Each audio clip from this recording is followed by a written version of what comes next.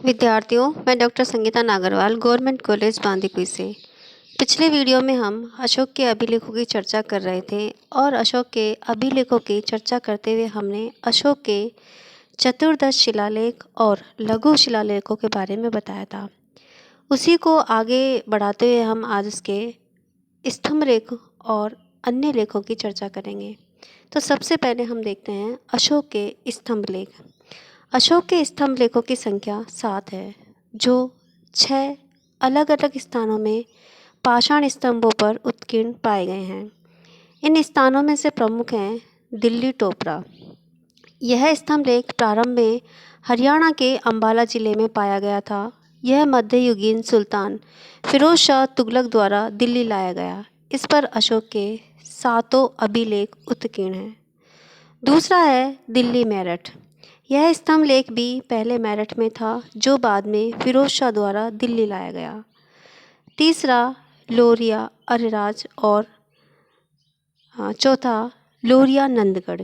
यह स्तंभ लेख बिहार राज्य के चंपारण जिले में है। नंदगढ़ स्तंभ पर मोर का चित्र बना हुआ है। इसके अलावा इलाहाबाद कोसम में भी एक स्तंभ लेख है। शायद यह पहले कोसम यानी कौशाम्बी में स्थित था और बाद में कोई इसे इलाहाबाद ले आया होगा। इसके अलावा नेक्स्ट स्तंभ लेख है इनका रामपुरवा। यह भी चंपारण जिले में है। यह नंदगढ़ से 20 मील उत्तर पूर्व में स्थित है। दिल्ली वाले स्तंभ के अलावा अन्य सभी स्थानों से प्राप्त स्तंभों में केवल 6 लेख ही उपलब्ध होते हैं। तो ये थे अशोक के स्तंभ लेख। अब हम चर्चा करेंगे अशोक के लघु स्तंभ लेखों की। तो अशोक की राजकीय घोषणाएं जिन स्तंभों पर उत्कीर्ण हैं उन्हें लघु स्तंभ लेख कहा जाता है, जो निम्न स्थानों पर स्थित हैं। जैसे कि पहला सांची, यह मध्य प्रदेश के रायसेन जिले में है। दूसरा सारनाथ, जो उत्तर प्रदेश के वाराणसी जिले में है। तीसरा रुमनदेई, जो नेपाल के तराई में है। चौथा कौशाम्बी, जो इलाहाबाद के निकट है। पांचवा निगलीवा, जो नेपाल की तराई में है। छठा ब्रह्मगिरी, यह मैसूर के चिंबल दुर्ग में स्थित है। सातवां है सिद्धपुर, यह ब्रह्मगिरी से 1 मील उत्तर पूर्व में स्थित है। देखिए, यहाँ पर हमने जो पहले स्तंभ लेख बताए थे वो आपको स्लाइड में नज़र आ रहे हैं, और दूसरे जो हम चर्चा कर रहे थे लघु स्तंभ लेख की, वो इस स्लाइड में आप आसानी से देख सकते हैं। जो हम सिद्धपुर तक हम आपको बता चुके हैं। उसके बाद जंतिंग रामेश्वर, जो ब्रह्मगिरी से 3 मील उत्तर पूर्व में स्थित है। उसके बाद एरागुड़ी, यह आंध्र प्रदेश के कुर्नूल जिले में स्थित है। और इसके बाद गोवी मठ, यह मैसूर के कोपवाय नामक स्थान के निकट है। 11वां है पालकी गुड़क, यह गोवी मठ की 4 मील की दूरी पर है। 12वां राजुल मंडागिरी, यह आंध्र प्रदेश के कुर्नूल जिले में स्थित है। 13वां है अहरोरा, यह उत्तर प्रदेश के मिर्ज़ापुर जिले में स्थित है। और 14वां सारोमारो, यह मध्य प्रदेश के शहडोल जिले में स्थित है। और 15वां है नेतुर, यह मैसूर जिले में स्थित है। अब आइए चर्चा करते हैं अपन अशोक के गुहा लेखों की। तो अशोक के गुहा लेख दक्षिण बिहार के गया जिले में स्थित बराबर नामक 3 गुफाओं की दीवारों पर अशोक के लेख उत्कीर्ण प्राप्त हुए हैं। इन सभी की भाषा प्राकृत तथा लिपि ब्रह्मी है। केवल 2 अभिलेखों शाहबाजगढ़ी तथा मानसेहरा की लिपि ब्रह्मी न होकर खरोष्टी है। यह लिपि दाईं से बाईं ओर लिखी जाती है। तक्षशिला से आरमाइक लिपि में लिखा गया एक भगन अभिलेख कांधार के पास शारेकुना नामक स्थान से यूनानी तथा आरमाइक द्विभाषीय अभिलेखों से प्राप्त हुआ है। अब हम प्रमुख अभिलेखों की चर्चा करें तो देखिए, अशोक के जो 14 शिलालेख विभिन्न लेखों का जो समूह है, जो 8 भिन्न भिन्न स्थानों से प्राप्त किए गए हैं, मगध साम्राज्य के प्रतापी मौर्य वंशी शासक अशोक ने अपनी लोक कल्याणकारी राज्य की अवधारणा को प्रजा में प्रसारित करने के लिए 14 स्थलों पर शिलालेख, लघु शिलालेख एवं अन्य अभिलेख उत्कीर्ण करवाए थे। इनमें देखा जाए तो प्रमुख हैं उड़ीसा के पुरी जिले में स्थित इस वृहद शिलालेख में अशोक ने पशुवध और समारोह में होने वाले अनावश्यक खर्चे की निंदा की थी।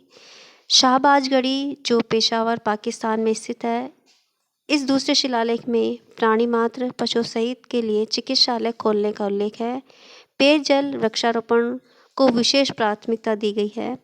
तो सम्राट अशोक के 14 प्रज्ञापनों की 5वीं प्रतिलिपि पश्चिमोत्तर सीमा प्रांत के पेशावर जिले की यूसुफजई तहसील में शाहबाजगढ़ी गांव के पास एक चट्टान पर खुदी मिली है। यह पहाड़ी पेशावर से 14 मील उत्तर पूर्व में है। मानसेहरा की तरह शाहबाजगढ़ी की प्रतिलिपियां खरोष्टी लिपि में खुदी हैं, जो दाहिनी से बाईं ओर लिखी जाती हैं। शेष 5 स्थानों की प्रतिलिपियां ब्राह्मी लिपि में हैं। इन 14 प्रज्ञापनों की मुख्य बातें यह हैं: जीव हिंसा का निषेध एवं राजा के रसोई घर में खाए व्यंजनों में जीव हिंसा पर संयम।